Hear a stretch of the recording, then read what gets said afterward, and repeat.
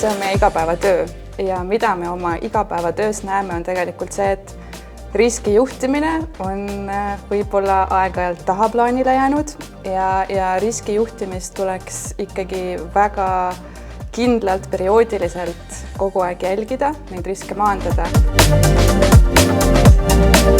Antud valdkonna juures on vajalik selliseid häkatone teha, et tudengid näeksid, milline päriselu on. Selline hands-on praktika võimaldab neil tegelikult ise hinnata riske ja näha tegelikult, kui keeruline või raske see protsess tegelikult on. See on väga praktiline lähenemine. Lisaks sellele, et silmal ringi laiendada, siis tegelikult on täna siinkohal nii palju oma ala spetsialiste ja vahetussuhtlus, et kogu see teooria panna ka presentatsiooni, kaitsta seda, et see annab kindlasti sellise võimsa kogemuse tudengitele.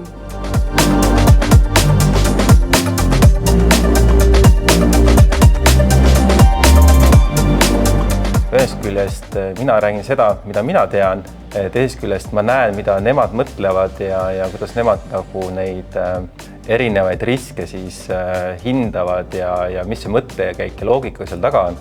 See tegelikult mitte ainult tudengid ei õpi, vaid samas õpivad ka need eksperdid tegelikult kogu selle protsessi käigus.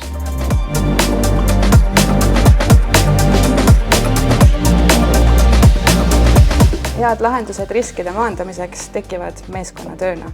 Koostöös siis oma meeskonnaga, koostöös juhatusega, koostöös kõikide töötajatega.